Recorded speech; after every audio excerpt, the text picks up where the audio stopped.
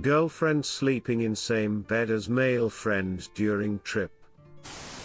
So my girlfriend 22 of 3 months is going on this upcoming trip on one of her close friends M22 for 2 weeks in Brazil. Before the trip, she came to me and asked whether it would be okay for them to sleep in the same bed together to save money. I wasn't really worried about it until I heard more details. Specifically, he is a straight single man and she used to have a crush on him in high school. That was 6 years ago. They are also planning on going out and drinking and so will be going back to the room intoxicated. However, she did ask me whether I would be comfortable with them staying in the same bed together, and I generally trust her and that their relationship is platonic now. I am unsure whether I should be comfortable with this situation, specifically whether I should say I am okay with her sleeping in the same bed as this guy. I was hoping for advice about how I might address this situation. Redditor's reactions update after. Redditor 1, post 4 weeks from now, my girlfriend has been acting weird around me since returning from her trip. Why do you think this could be? Redditor follow-up, I am so sorry, it just kind of happened. Followed by 30 minutes of crocodile tears. Don't need a crystal ball for this one. Redditor 2, I mean I wouldn't be cool with it. The whole thing seems pretty suspect to me. Redditor follow-up, yep, it sounds like a date vacation emo. Op, have they kept in regular contact since school, or has something suddenly happened and they got back in contact? Did he reject her nose out the crush, or did she keep it to herself and somehow he found out perhaps and wanted TL pursue her? Also, why just the two of them and not a group thing? Wouldn't that help with costs? Why not inquire about that? Also, wouldn't it be safer for her if you were there to make sure he doesn't take advantage of her, or vice versa JF they are drinking? If she had a crush, he could use it to his advantage while she J's drunk, or she could get him drunk and take advantage of him since she may or may not still have Q crush on him. I think the dude likes her or always like her, and either found out she had a crush on him past or presently and wanted to make his move now, or when he found out she had a BF he has been making his moves because he doesn't want her to be dating anyone, maybe even himself, but just wants her available. Op, tell her that while you aren't comfortable with them sharing the room, she can go if she wants, but with it just being the two of them, aka her and someone she used to have a crush on specifically, makes it that whether or not they share a room, you aren't comfortable being in the relationship anymore. You could say you feel like even if she doesn't go, this was an uncomfortable red flag only 3 months in, and feels it's best JF both of you split before any more time is sunk into a relationship where you can't trust her friendship and she feels like her friendships are controlled. You two have two different definitions of what obviously is or isn't comfortable for you two in a relationship.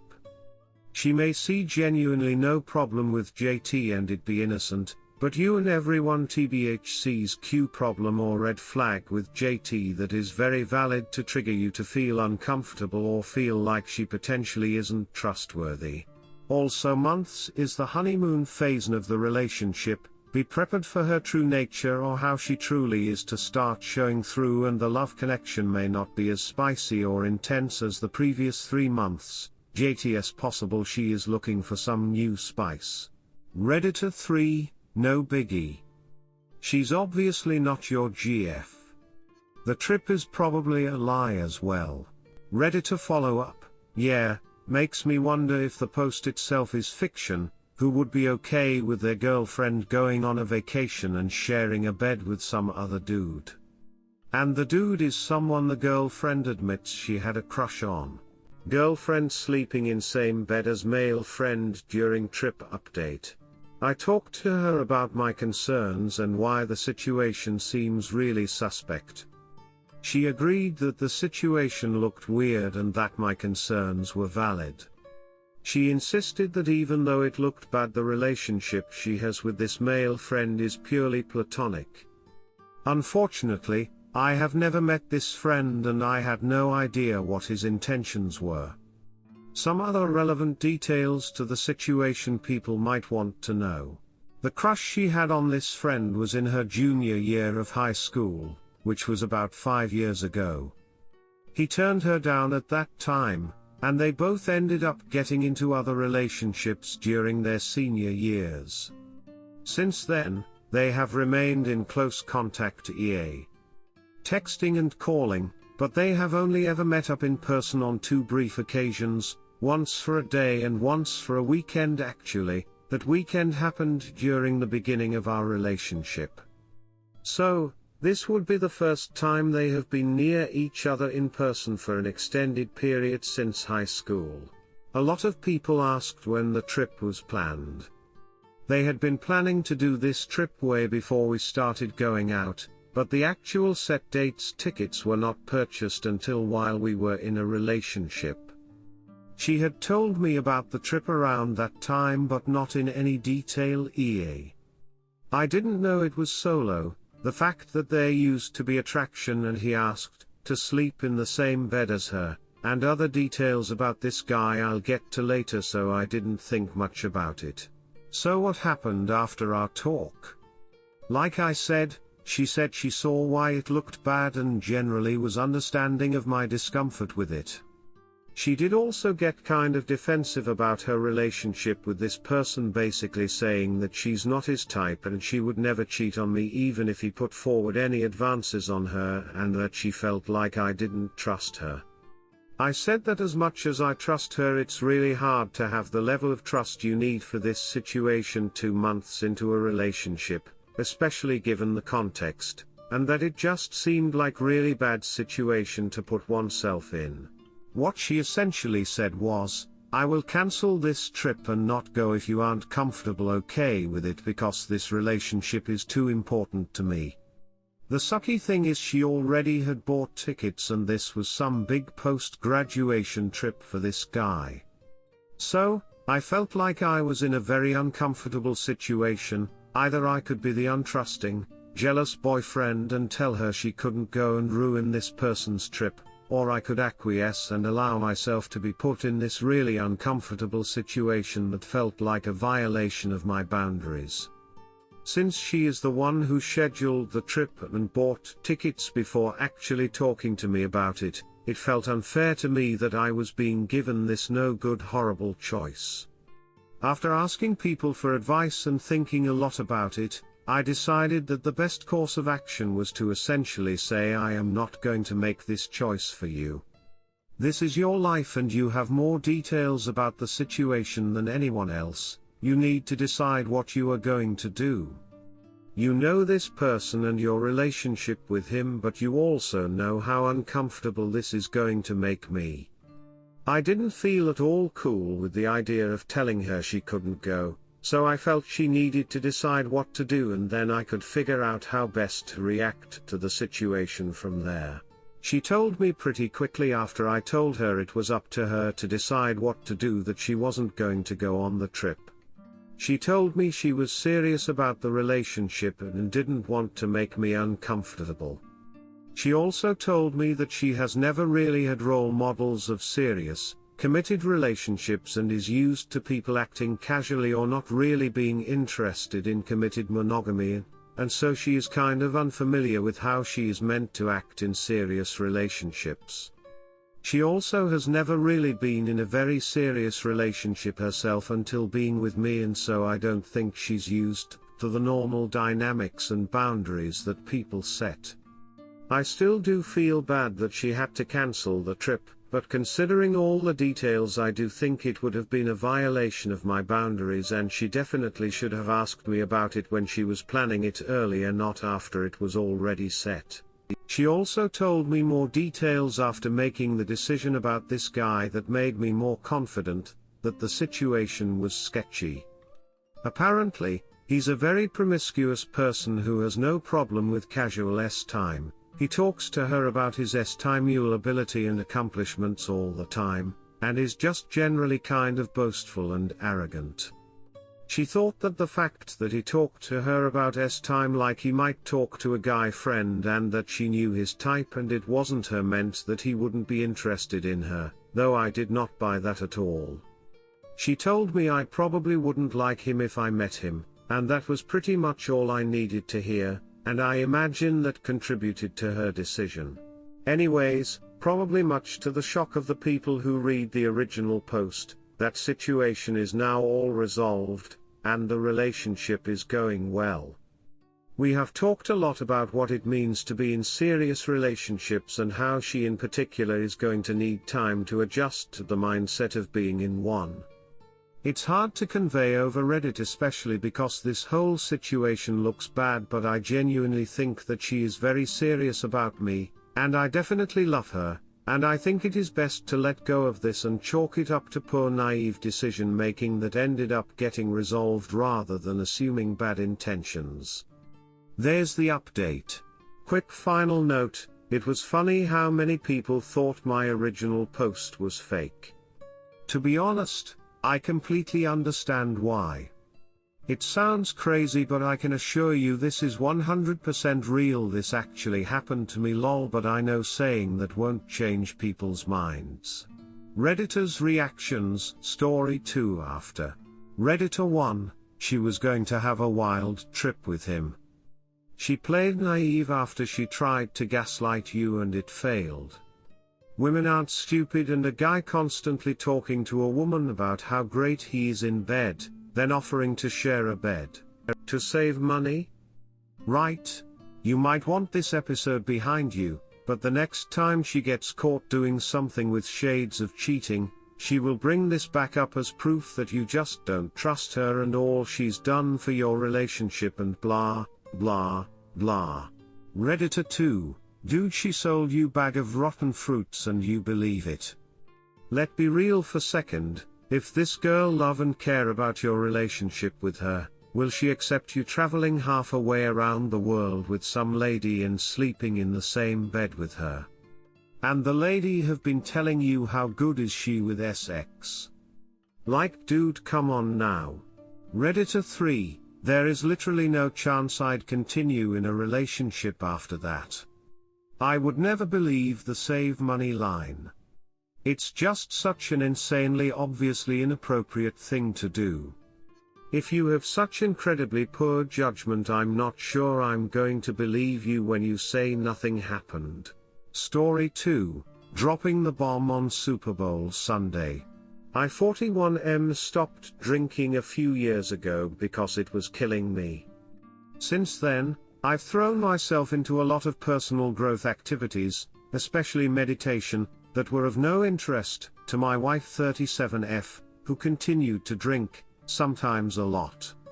So we had a lot of solo activities and I wasn't as present for her as I could have been.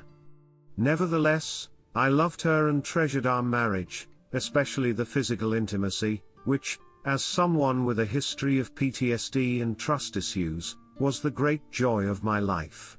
About a year ago, we stopped having sex. She dismissed my bids for affection in snarky and condescending ways. Clearly, something was wrong, although I didn't let myself understand the depth of the problem. I thought things would pick up if I took responsibility and tried to act like more of a man. Over the summer, I caught her cheating. She was exchanging dirty texts with an ex-boyfriend of her frenemy. She cultivated this guy's friendship to spite the frenemy, and I always despised him. I called her out. She admitted to exactly what she'd been caught with and no more. She pivoted to lecturing me on my own flaws, which are not insignificant. She promised to stop, and I believed her. But she kept rejecting me. She kept spending long nights out, ignoring my texts, leaving me to wonder if she'd been murdered, then coming home at sunrise with apologetic explanations. She reassured me, over and over and over again, that she wasn't cheating, although I kept giving her opportunities to come clean. I desperately wanted to believe her. On Super Bowl Sunday, while she was supposedly at work, I was watching some Hulu on the Chromebook she leaves at home. I noticed she'd forgotten to sign out. And she was too stupid to turn off her location settings. Ha! She'd been at this creep's place pretty much every time she'd left home by herself. For 9 ducking months. Shocking, I know. If you're going to have that sort of lifestyle, you need better OPSEC. She dumped the guy via email and BCC'd me. I've let her know that, for the time being, I'll believe things that are documented, because she has no integrity, and her word is worthless. We're going to try counseling, to see what went wrong and whether there is a path forward or to prepare us to peacefully transition out. No one person can duck up a relationship this badly. I want to at least figure out what the duck happened, so it doesn't happen again. I don't have 10 grand for a lawyer and a new apartment, and I don't have much of a support system. Most of our friends are really her friends. I've had severe depression almost my whole life, which was an issue in our marriage. It was hard for her, and I want to be sympathetic to that because I want to learn not to inflict my pain on other people. That's something I've been doing a lot of work on, and I guess there's a lot more work to do on it now. I just started a new job, and I'm applying myself hard there now because, as long as I'm the new guy, I don't get the benefit of the doubt on poor performance. The pain, rage, sexual humiliation are unlike anything I ever expected to experience.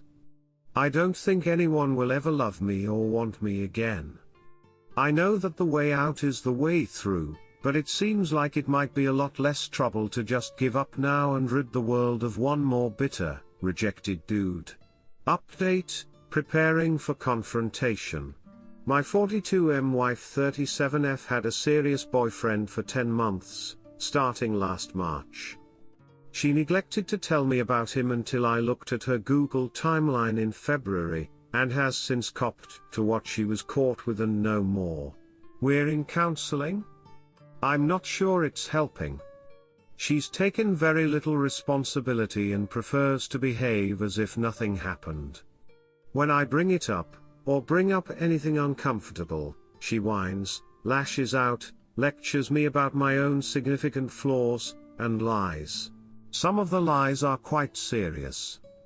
For instance, I let her know early on that any contact with the AP would be crossing a bright red line.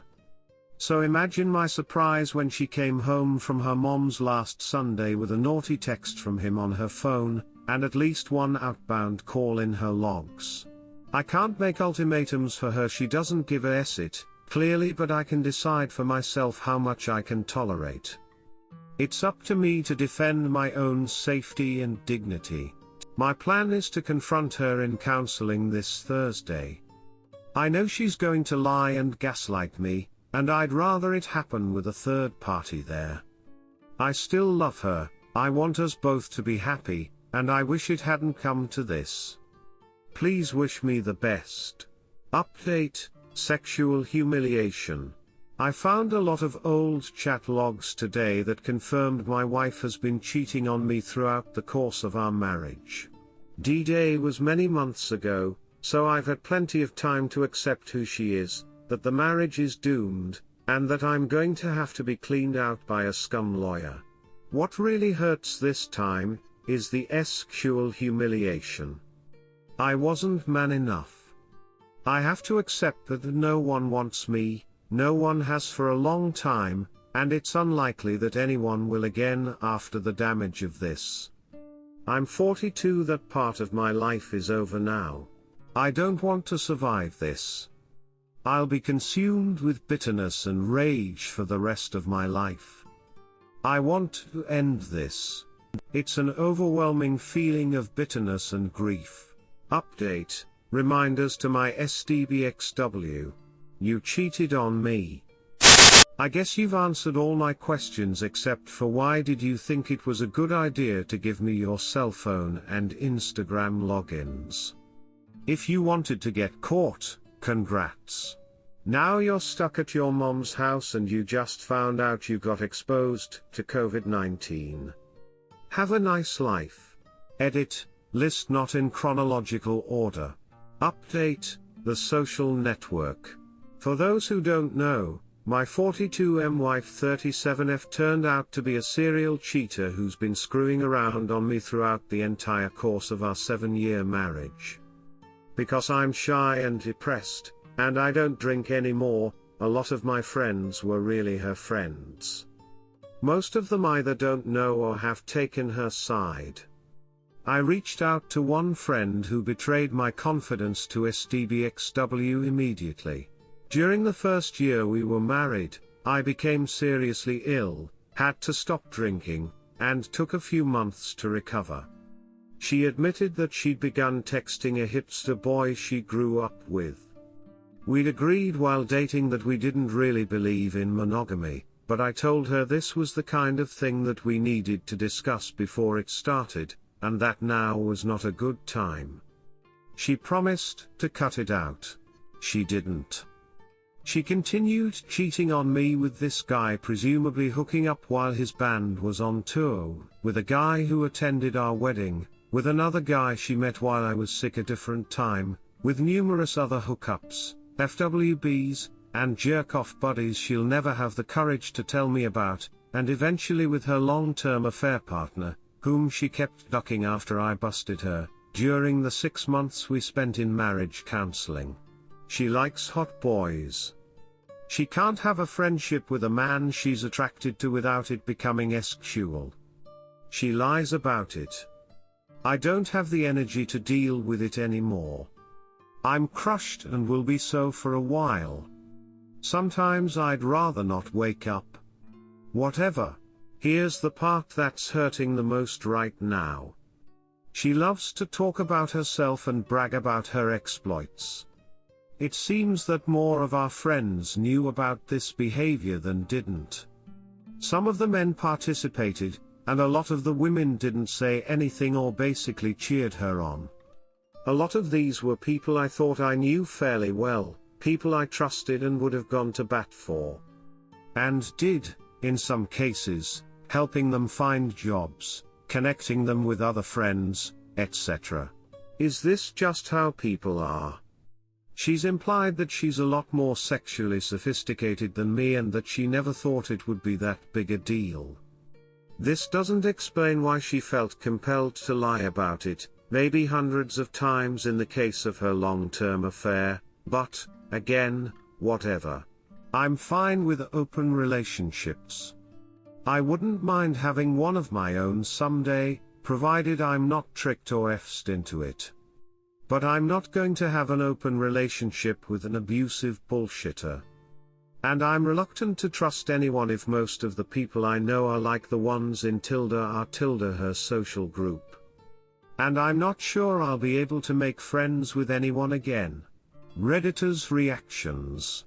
Redditor 1, so many opens end or unravel completely because of lies, secrets, deceptions and manipulation. Also life and illness play their parts as well.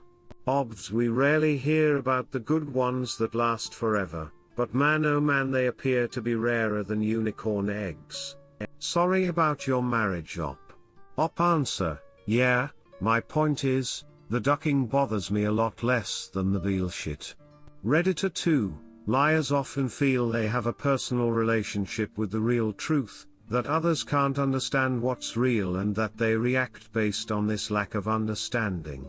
In actuality, liars also lie to themselves about what is happening so that they can walk past a mirror and not automatically retch at what they saw. It takes a special sort of awful to knowingly betray them, congratulate themselves for advanced level human skills for not thinking it's such a big deal. A splash of sociopathy that can help you to understand walking away is a great choice. Any friends that participated, supported, or concealed may join her in North Carolina. Start your healing and I hope things go better for you. Redditor 3, dude run, she will infect you with STDs.